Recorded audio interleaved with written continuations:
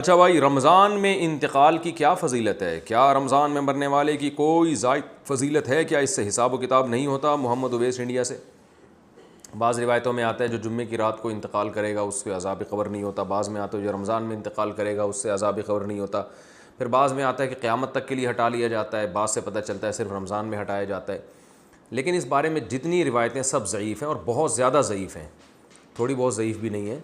تو بعض علماء نے دیکھا کہ چلو روایتیں ہیں، اللہ کی رحمت سے امید کی جا سکتی ہے کہ بخشش ہو جائے گی، لیکن حقیقت جو ہے نا، دلائل کی قوت کی روح سے ان روایتوں میں جان نہیں ہے۔ تو اس لیے جو ہے وہ اللہ تو کی رحمت سے تو دیکھیں کچھ بھی امید لگائی جا سکتی ہے، لیکن اگر ہم اللہ کی طرف منسوب کر کے کہیں اللہ کی طرف یقینی طور پر، تو اسی بات کی نسبت کی جائے گی جو اللہ کے رسول نے کہی ہے، اور جو اللہ کے رسول سے ہم تک صحیح سند کے ساتھ پہنچی ہے اس بات کی نسبت تو کی جائے گی۔ اس کے علاوہ نسبت کرنے میں جو ہے نا، میری رائے تو یہ کہ احتیاط سے کام لینا چاہیے۔ البتہ یہ ضرور ہے کہ جو بھی مقدس جگہیں ہوں، مقدس مقامات ہوں، تو ان مقدس جگہیں اور ان مقدس مقامات میں موت کی ویسے ہی ایک فضیلت ہے۔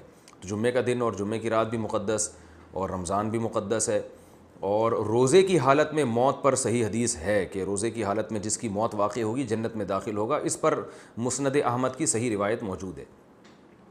تو اور رمضان میں اگر کوئی کسی کی موت واقع ہوتی ہے تو ہم اللہ کی رحمت سے امید کر سکتے ہیں کہ اس پر رحمت زیادہ ہوگی، جیسے مدینہ میں موت ہے، مکہ میں موت ہے، یا جنت البقیع میں دفن ہونا، یہ سب فضیلت والی چیزیں تو اللہ کی رحمت سے امید کی جا سکتی ہے۔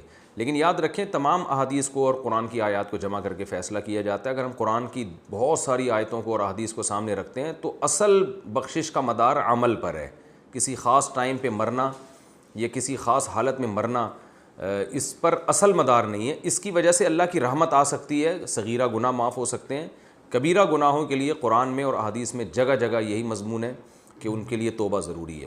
یہ اس لیے کہہ رہا ہوں کہ بعض دفعہ لوگ کوئی بہت بڑا کھلے عام گناہ گار ہوتا ہے، کھلے عام بدماشی کر رہا ہوتا ہے، ظلم کر رہا ہوتا ہے، رمضان میں مر جاتا ہے تو ہم اس کو جنت میں پہنچا دیتے ہیں۔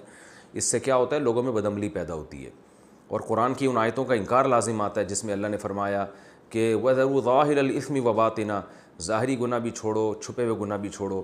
ان الذین یکسبون الاثم، جو لوگ گناہ کماتے ہیں، سیجزون، عن قریب ان کو بدلہ دیا جائے گا۔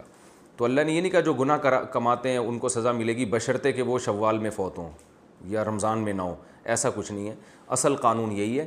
باقی جو روایات میں آتا ہے کہ روزے کی حالت میں موت واقع ہوئی تو مبارک موت ہے، عبادت کرتے ہوئے دنیا سے جا رہا ہے، تو اللہ سے امید کی جا سکتی ہے۔